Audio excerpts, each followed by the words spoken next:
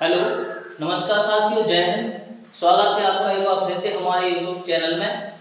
और जैसा कि मैं आपको पिछले 2 वीडियो में बता चुका हूँ इतिहास के बारे में, जो हमारे द्वारा जानकारी आपको दी गई थी कि इतिहास को कैसे पढ़ा जाए, कैसे एक विषय के रूप में इतिहास को माना गया, कहाँ से इसकी शुरुआत है, कौन इसके जनक हैं। तो ये सब आपको हम पहले वीडियो में बता चुके थे।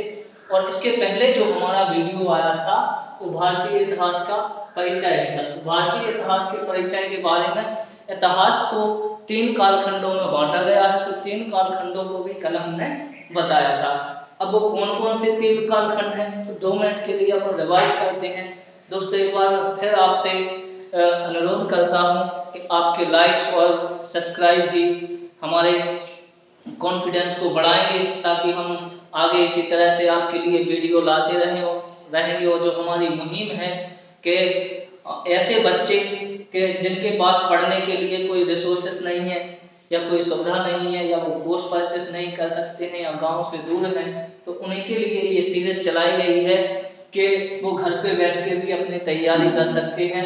तो हमारी पूरी कोशिश रहेगी और हमारी पूरी टीम की कोशिश रहेगी कि आपको इसी क्रम में सीक्वेंस से topic by topic, point two point topic के बारे में, इतिहास के बारे में समझाया जाए और बताया जाए। उसके लिए आपके लाइक और सब्सक्राइब की आवश्यकता है। तो मैं रवि सर आपका स्वागत करता हूं आज के इस वीडियो में। ये हमारा भारतीय इतिहास परिचय का दूसरा पार्ट है। तो सबसे पहले यहाँ हम देखें कि भारतीय इतिहास भाग 2। तो अभी हम इस क्लास में जो पढ़ रहे हैं वो भारतीय इतिहास के पार्ट 2 को पढ़ रहे हैं। इसके पहले मैंने पार्ट 1 बनाया था। जिसने भी वो वीडियो नहीं देखा है, आप वो वीडियो देख सकते हैं। और आप अपने दोस्तों को भी शेयर करें ताकि उन्हें भी इसके बारे में जानकारी मिल सके। तो यहाँ सबसे पहले हमने जो 3 कालखंड, इतिहास के 3 कालखंड बताए थे, इतिहास की डेफिनेशन बताई थी कि प्राचीन समय में घटित होने वाली प्रमाणित घटनाओं को हम इतिहास कहते हैं। इतिहास के जनक हेरोडोटस को कहा जाता है। क्यों कहा जाता है हेरोडोटस को? तो 411 बीसी में हेरोडोटस के द्वारा यूनान और फारस के बीच जो युद्ध हुआ था, उस युद्ध का क्रमबद्ध तरीके से वर्णन किया गया था। इसी युद्ध में जो क्रमबद्ध तरीके से वर्णन हुआ वो एक कसौटी के आधार पर हुआ था। इसीलिए हेरोडोटस को इतिहास का जनक कहा जाता है। हेरोडोटस आपके यूनान या ग्रीक के विद्वान हैं। उसके बाद आगे जो एथेंस और एटलिया का युद्ध हुआ था, उसको जो हमारे एक और ग्रीक में विद्वान हैं थ्यूसिडाइडिस, तो थ्यूसिडाइडिस ने पहली पोनेशिया युद्ध का वर्णन किया था। वो जो वर्णन किया था पेलोपोनेशिया युद्ध का जो वर्णन हुआ था थ्यूसिडाइडिस के द्वारा, तो उस युद्ध के वर्णन को उन्होंने क्रमबद्ध तरीके से और विश्लेषणात्मक तरीके से या वैज्ञानिक पद्धति के आधार पर उसका वर्णन किया गया था। तो उन्हें थ्यूसिडाइडिस को वैज्ञानिक इतिहास का पिता कहा जाता है। तो प्यारे साथियों, दोस्तों, यहाँ से 2 क्वेश्चन बनते हैं। एक तो इतिहास के जनक कौन है? तो हेरोडोटस है। इतिहास के वैज्ञानिक जनक किन्हें कहा जाता है या वैज्ञानिक जनक कौन है? तो वो है आपके थ्यूसिडाइडिस। तो यहाँ से हमें 2 क्वेश्चन को याद रखना है। उसके बाद हमने आपको बताया था कि इतिहास को समझने के लिए इतिहास को कालखंडों में विभाजित किया गया ताकि उसे आसानी से समझा जाए और समझने में कोई परेशानी ना हो। तो इतिहास में हमने आपको और 3 चीजें बताई थी कि और 3 चीजों के बाद में जो आपको इंपॉर्टेंट चीजें याद रखनी है वो है पर्सन, प्लेस और समय या टाइम। अगर आपको किसी घटना को याद रखना है तो किस व्यक्ति के मध्य वो घटनाएं घटी हैं, उस व्यक्ति को याद रखना है। फिर किस जगह वो घटनाएं घटी हैं तो उस जगह को याद रखना है। उसके बाद किस टाइम और किस समय में वो घटना घटी हैं तो उस समय को भी हमें याद रखना है। तो ये जो 3 मैंने आपको फैक्ट बताए हैं, तो इन 3 फैक्टों के आधार पर ही आपका पूरा इतिहास चलेगा और इन्हीं 3 फैक्टों के आधार पर आप इतिहास को अच्छे से समझ सकते हैं और इतिहास के प्रति अपनी एक अच्छी कमेंट कर सकते हैं। तो ये वीडियो जो कॉम्पिटिटिव एग्जाम की तैयारी कर रहे हैं उनके पर्पज से उनके लिए भी है, और दूसरा जो हमारे फर्स्ट ईयर वाले स्टूडेंट हैं, चाहे वो एमए फर्स्ट ईयर के हों चाहे बीए फर्स्ट ईयर के हों, तो वो भी इस वीडियो को देख सकते हैं, उनके लिए भी ये वीडियो काफी उपयोगी यूजफुल रहेगा। तो यहाँ हम देखते हैं कि इतिहास को 3 कालखंडों में बांटा गया, किसके द्वारा, क्यों बांटा गया। तो यहाँ देखते हैं हम प्राग ऐतिहासिक पुरातात्विक काल के जो जनक हैं उन्हें अगर हम भारत में देखें, जो भारत का जो प्राग ऐतिहासिक काल है, जो 3 कालखंड हमने बताए थे, प्राग ऐतिहासिक काल, आदि ऐतिहासिक काल और ऐतिहासिक काल। तो भारत के परिप्रेक्ष्य में यदि देखा जाए तो रॉबर्ट ब्रूस फूड ने भारत में प्राग ऐतिहासिक काल को वर्णित किया है, या प्राग ऐतिहासिक काल को इन्होंने बांटा है। उसके बाद हम देखते हैं कि भारत में अगर पुरातात्विक का जनक कहा जाता है तो वो अलेक्जेंडर कनिंघम को कहा जाता है। अलेक्जेंडर कनिंघम एक अंग्रेजी अधिकारी थे, अंग्रेजी अधिकारी, उन्हें पुरातत्व विभाग की अच्छी जानकारी थी, तो उनके द्वारा ही भारत में पुरातत्व विभाग की स्थापना की गई थी। तो अलेक्जेंडर कनिंघम को भारतीय पुरातत्व का जनक कहा जाता है। उसके बाद हम देखते हैं कि अलेक्जेंडर कनिंघम, इन्हें भारतीय पुरातत्व विभाग का जनक कहा जाता है। रॉबर्ट बुरसफूड को प्राग ऐतिहासिक काल खंडों में बांटा गया है इनके द्वारा। फिर हम देखते हैं वैश्विक स्तर पर। तो दोस्तों वैश्विक स्तर पर अगर इतिहास को या प्राग ऐतिहासिक काल को बांटा गया है तो वो जैगनर थॉमस के द्वारा बांटा गया है। अब पाषाण काल को इन्होंने 3 भागों में बांटा गया है। यहाँ हम देखते हैं कि रॉबर्ट ब्रूस ने इतिहास का जो प्राग ऐतिहासिक काल है, प्राग ऐतिहासिक काल के बारे में बताया है। उसके बाद हम इन्हें देखते हैं वैश्विक स्तर पर, जो आपके जैगनर थॉमसन है, तो जैगनर थॉमसन के द्वारा वैश्विक स्तर पर इतिहास को 3 कालखंडों में बांटा गया था। अब यहां देखते हैं हम जैगनर थॉमसन को। तो जैगनर थॉमसन ने 1920 में जो वैश्विक स्तर पर इतिहास के जो प्राग ऐतिहासिक काल है, प्राग ऐतिहासिक काल को बांटा था या उसको डिवाइड किया गया था 1920 ईस्वी में। यहां आप देख सकते हैं। अब प्यारे दोस्तों आगे आप देख सकते हैं कि यहाँ जो पाषाण काल है, उस पाषाण काल को 3 कालखंडों में बांटा गया। तो वो 3 कालखंड कौन से कालखंड हैं? तो यहाँ हम बात करेंगे पाषाण काल की। तो इनके द्वारा, जैगनर थॉमसन के द्वारा पाषाण काल, कांस्य युग और लौह युग, जैगनर थॉमसन ने प्राग ऐतिहासिक काल को 3 कालखंडों में बांटा है, पाषाण काल, कांस्य युग और लौह युग। तो यहाँ हम पाषाण काल और कांस्य युग और लौह युग के बारे में आपको थोड़ा थोड़ा बताएंगे। उसके बाद जो हमारा नेक्स्ट वीडियो आएगा जिसमें हम पर्टिकुलर पाषाण काल को ही डिस्क्राइब करेंगे, थोड़ा और डीप जाके इसको समझेंगे। तो नेक्स्ट वीडियो में हम तीनों कालों के बारे में बताएंगे। तो यहाँ देख सकते हैं आप कि यहाँ पाषाण, तो पाषाण शब्द का जो मतलब होता है वो पत्थर होता है। यहाँ हम देखते हैं कि यहाँ जो मनुष्य था वो मनुष्य अज्ञानी था, घुमक्कड़ प्रवृत्ति का था और मनुष्य खाद्य संग्राहक था। हमारे कहने का तात्पर्य या कहने का मतलब ये है कि पाषाण काल का जो मनुष्य था, तो पाषाण काल में मनुष्य एकदम अज्ञानी था, उसे किसी भी चीज की सोचने समझने की उसके अंदर कोई क्षमता नहीं थी। और उसके बाद जो मनुष्य था वो घुमक्कड़ प्रजाति का था। कहने का मतलब हमारा ये है कि एक जगह से दूसरी जगह जाना, ना मनुष्य ने यहाँ स्थायी निवास स्थान बनाया था और ना ही यहाँ हमें कोई किसी के साक्ष्य देखने को मिले। अब पाषाण काल को हम देखते हैं तो इसे भी 3 भागों में बांटा गया है, पूर्व पुरापाषाण काल, मध्य पुरापाषाण काल और नव पाषाण काल।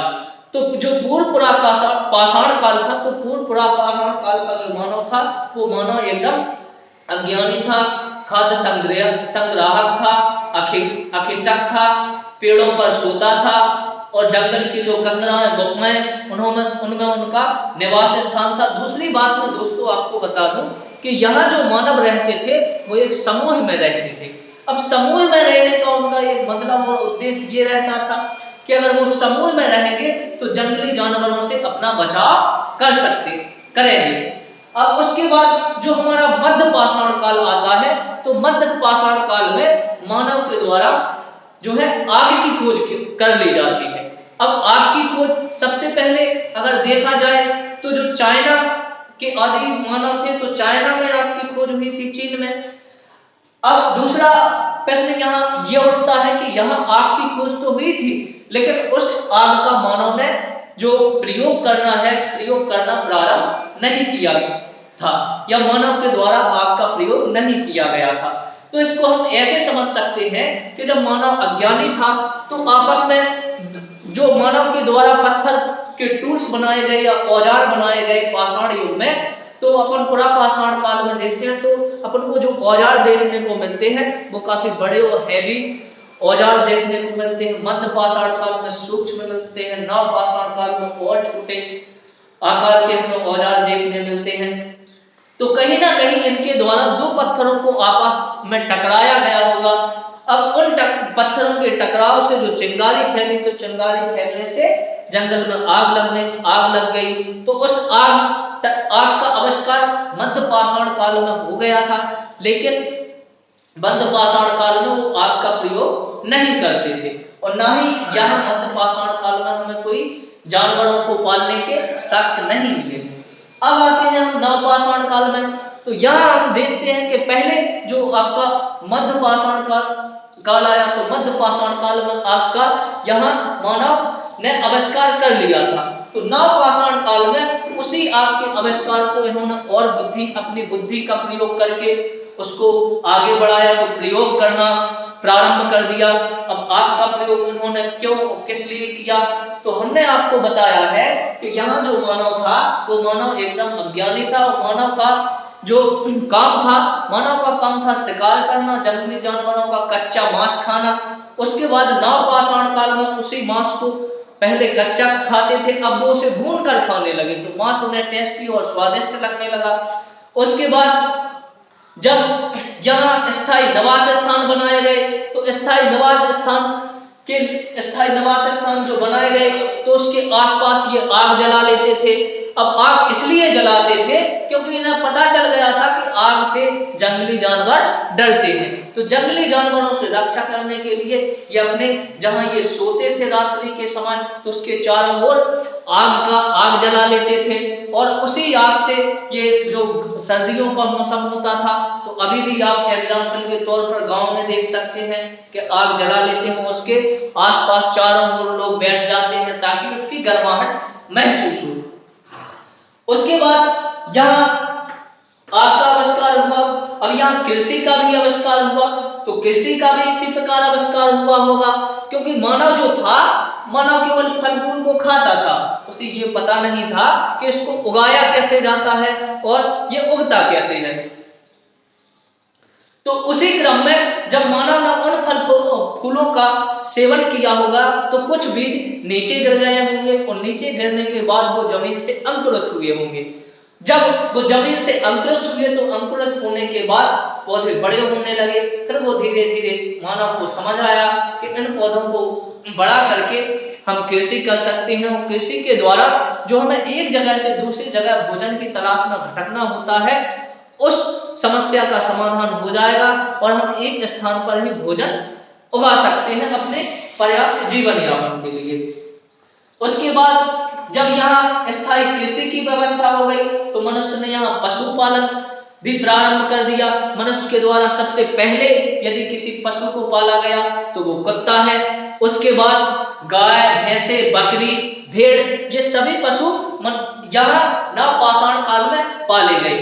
अब इन पशुओं का क्या लाभ हुआ, तो इन पशुओं के पालने से एक तो मानव को दूध की प्राप्ति हुई, दूसरी मांस की प्राप्ति हुई, और तीसरी जो जंगली जानवरों की खाल रहती थी, और जो जानवरों की खाल रहती थी, उस खाल को वो निकालकर और धूप में सुखाकर उसे वस्त्र के रूप में पहन लेते थे, ताकि वो धूप और गर्मी के साथ साथ और सर्दी से बच सके। इसके बाद आगे हम देखते हैं कि जो नवपाषाण काल है, नवपाषाण काल में मानव ने पहिए का आविष्कार किया। तो पहिए के आविष्कार ने भी मानव के विकास के गतिशील में और 4 चांद लगा दिए। कैसे 4 चांद लगा दिए दोस्तों? तो आप देख सकते हैं कि जब मानव ने पहिए का आविष्कार किया तो उसी पहिए से वो बर्तन बनाने लगा अपने लिए, और बर्तन बनाने के साथ साथ एकल गाड़ी का भी आपने नाम सुना होगा। तो सामान को एक जगह से दूसरी जगह ले जाने के लिए उसी एक पहिए की गाड़ी का उपयोग होने लगा। तो यहाँ से यातायात के साधनों का भी विकास होने लगा। दूसरा, उसी पहिए के विकास से तरह तरह के वस्त्र बना, तरह तरह के वस्त्रों के लिए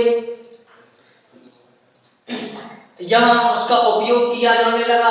तो यहाँ हम देख सकते हैं कि जो तीनों कालखंड है, तीनों कालखंड में पहले शुरुआत का जो पुरापाषाण काल रहता है उसमें मानव अज्ञानी रहता है। मध्यकाल में आते हैं तो मध्यकाल में मानव थोड़ा समझदार होता है, यहाँ आग का आविष्कार होता है और थोड़े बहुत हमें कृषि के साक्ष्य मिलते हैं। नवपाषाण काल में हम देखते हैं तो नवपाषाण काल में मानव मध्य और पुरापाषाण काल की अपेक्षा और ज्यादा समझदार होता है, और इसके द्वारा नवपाषाण काल में आग का आविष्कार किया जाता है, पहिए का आविष्कार किया जाता है, कृषि का आविष्कार किया जाता है, स्थायी निवास स्थान बनाए जाते हैं। स्थायी निवास स्थान बनाकर मानव रहने लगा, उसका भी एक रीजन है।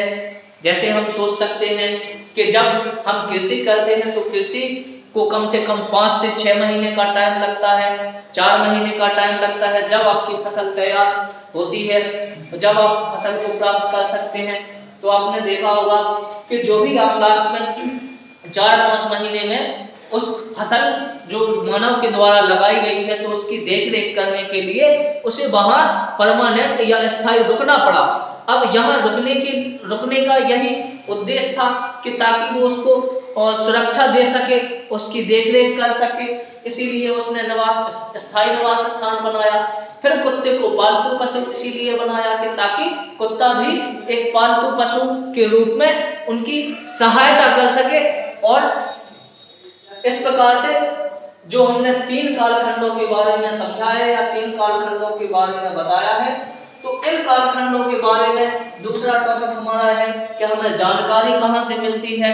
जैसे हमने बोला है कि प्रमाणित घटनाओं का वर्णन वर्तमान समय में करना इतिहास होता है।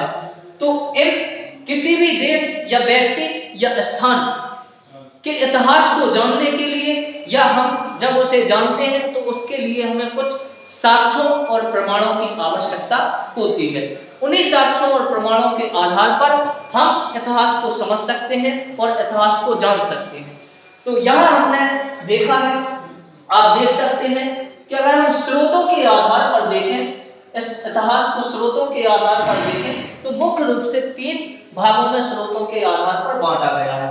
सबसे पहला यहाँ हम देखते हैं कि सबसे पहला जो हमारा पॉइंट है, तो ये आपका जो पहला पॉइंट है वो पुरातात्विक साक्ष्य है।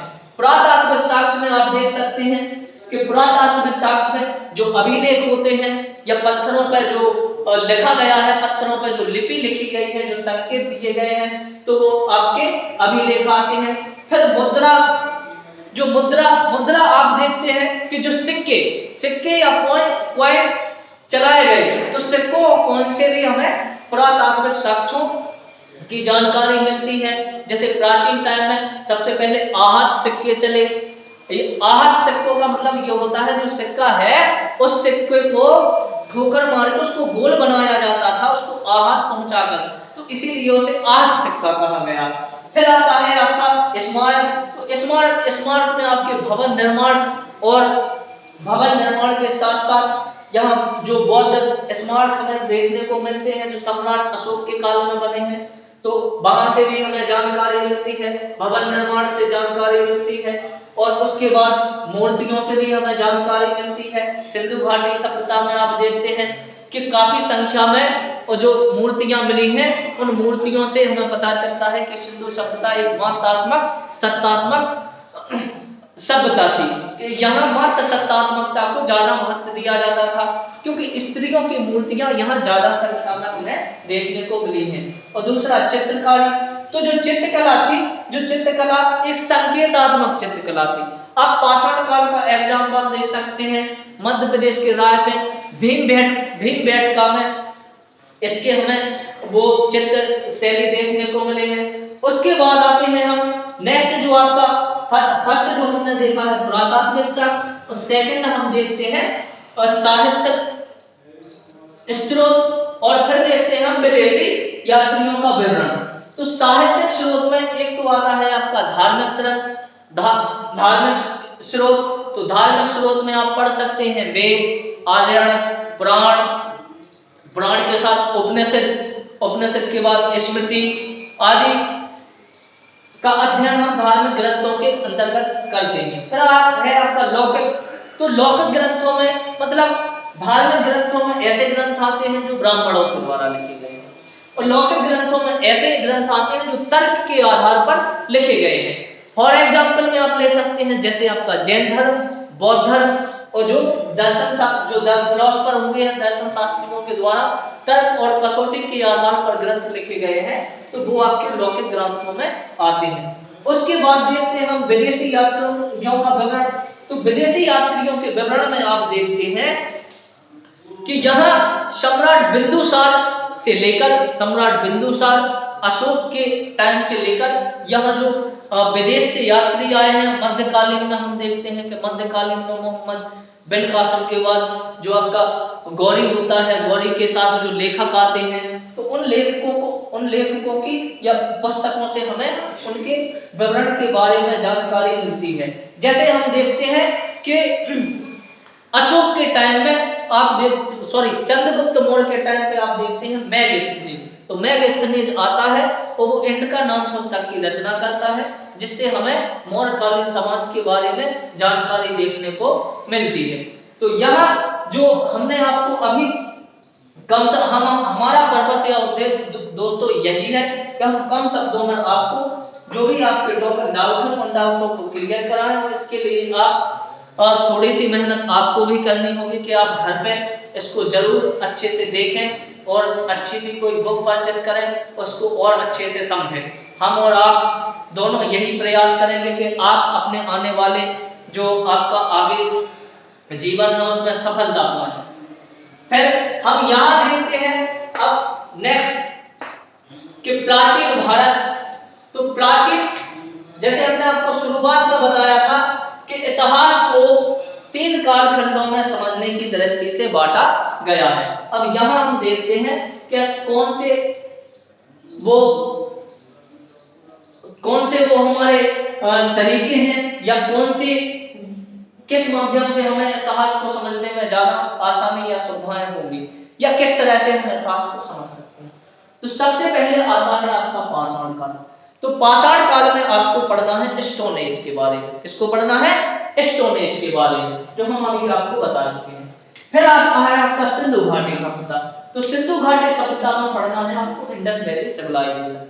ये आपका 2500 से 1500 बीसी के लगभग माना गया है। उसी कारण वैज्ञानिक पद्धति के अनुसार 2350 बीसी से ये माना गया है 1750 बीसी तक। तो सिंधु घाटी सभ्यता जो विश्व की पहली नगरीय सभ्यता है, इसके बारे में हम पढ़ेंगे। फिर आता है आपका वैदिक काल। तो वैदिक काल के सिंधु घाटी के सभ्यता के बाद जो अगली सभ्यता आती है भारत में, तो वैदिक सभ्यता आती है। अब वैदिक सभ्यता में हम वेदों को भी 2 भागों में बांटते हैं। 2 भागों में एक आता है आपका ऋग्वैदिक काल, एक आता है आपका उत्तर वैदिक काल। तो ऋग्वैदिक काल में जो घटनाएं घटी हुई हैं उनको हम पढ़ेंगे। जैसे ऋग्वैदिक काल में वर्ण व्यवस्थाएं नहीं थी, समाज में समानताएं थी, वर्ण व्यवस्था कर्म के आधार पर ना होकर जन्म के आधार पर थी। तो ये हमें ऋग्वैदिक काल में पढ़ता है। उसके बाद हम पढ़ते हैं उत्तर वैदिक काल। तो उत्तर वैदिक काल में अथर्ववेद, सामवेद और यजुर्वेद, हम 3 वेदों को पढ़ते हैं। तो वेदों की संख्या कितनी है? 4। तो यहाँ हमें चारों वेदों को पढ़ना है। जो आपका पहला वैदिक काल का जो पीरियड रहता है वो आपका 1500 से 1200 बीसी तक माना जाता है। फिर 1200 से माना जाता है आपका उत्तर वैदिक काल 600 बीसी तक। फिर आता है आपका मगध। तो मगध साम्राज्य, अब यहाँ पढ़ना है आपको मगध साम्राज्य के बारे में, मगध का उत्कर्ष। तो एक तो यहाँ मगध साम्राज्य के पहले जो हम पढ़ेंगे दोस्तों इसको हम महाजनपद काल कहेंगे। यहां लिख देता हूं मैं।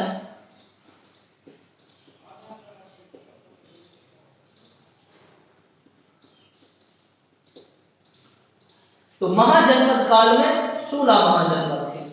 प्राचीन भारत में हम देखते हैं कि महाजनपद काल में आपके 16 महाजनपद थे। अब उन्हीं महाजनपदों में से मगध एक सबसे शक्तिशाली राज्य उभर कर आता है। सबसे पहले वैदरथ यहाँ का शासक रहता है। वैदरथ के बाद आप देखते हैं जो प्रभावशाली शासक ने धनानंद के बाद चंद्रगुप्त मौर्य के बाद बिंदुसार के बाद आपके जो सम्राट अशोक हैं, अशोक आते हैं। फिर सम्राट अशोक के बाद जो मौर्य वंश का अंतिम शासक होता है वैदरथ की हत्या करके जो उसका मंत्री रहता है पुष्यमित्र शुंग यहाँ शासक बन जाता है। फिर उसके बाद हम पढ़ते हैं मौर्योत्तर काल में चंद्रगुप्त मौर्य के शासन के बारे में पढ़ेंगे। फिर गुप्त वंश में पढ़ेंगे हम गुप्त काल के बारे में। फिर हर्षवर्धन काल के बारे में हम हर्षवर्धन काल के बारे को समझेंगे। फिर आता है राजपूतों का इतिहास, तो यहाँ हम राजपूतों के इतिहास के बारे में समझेंगे। और ये आपको जो संगम काल है, तो संगम काल के बारे में हम आपको दक्षिण भारत के इतिहास के बारे में बताएंगे कि दक्षिण भारत में कौन कौन से राजा हुए, उनके द्वारा क्या कार्य किए गए। और फिर आता है आपका पूर्व मध्यकाल। तो 712 ईस्वी से आपका मध्यकाल स्टार्ट होता है। तो मध्यकाल के पहले का जो टाइम पीरियड होता है उस टाइम पीरियड को हम यहाँ पूर्व मध्यकाल में समझेंगे। तो इस प्रकार से दोस्तों ये जो हमारा पार्ट 2 था भारतीय इतिहास का परिचय पार्ट 2, जिसमें हमने समझा है कि प्राचीन भारतीय इतिहास को हम कैसे समझें और प्राचीन भारतीय इतिहास के साथ साथ जो स्रोत है उन स्रोतों के आधार पर हम कैसे इतिहास को समझ सकते हैं। दूसरी बात दोस्तों आपको मैं एक और बता देता हूं कि यहाँ हमने एक चीज आपको और नहीं समझा पाए हैं तो हम उसको बता देते हैं। यहाँ देखते हैं हमने पाषाण काल को तो यहाँ समझा है। उसके बाद आता है आपका कांस्य युगीन सभ्यता। तो सबसे पहले मानव के द्वारा कांस्य जो धातु प्रयोग में लाई गई थी वो कांस्य युगीन धातु ही प्रयोग लाई थी। तो यहाँ जहां कांसे की वस्तुओं का या कांसे की धातुओं का प्रयोग हुआ है तो उसे हम कांस्य युगीन बोलते हैं। और यहाँ हम लोहे युग सभ्यता बोलते हैं। तो लोहे युग जहां लोहे का बना यूज करने लगा तो वो लोह युग, जहां बड़ी मात्रा में जैसे वैदिक काल में सबसे ज्यादा लोहे का यूज होता है तो ये आपकी लोह युगीन सभ्यता। एक आता है आपका ताम्र पाषाण। तो जहां आप देखते हैं कि मनुष्य ने तांबे की जो धातु है तांबे की धातु को पत्थर के ऊपर उसको लगाकर उसका प्रयोग किया तो वो आपकी ताम्र पाषाण काल संस्कृति मानी जाती है। तो उम्मीद है दोस्तों कि आप लोगों को ये मेरा वीडियो समझ में आया होगा। एक बार मैं पुनः आपसे कहना चाहता हूं कि वीडियो को बनाने में काफी मेहनत लगती है। तो आप लोगों से अनुरोध है कि अगर आप चाहें कि हम इसी तरह से लगातार वीडियो बनाएं तो हमारे चैनल को लाइक और सब्सक्राइब करें। और इसी के साथ आप अगर स्क्रीनशॉट लेना चाहें तो इसका स्क्रीनशॉट ले सकते हैं या पेन डाउन कर सकते हैं। धन्यवाद। जय हिंद।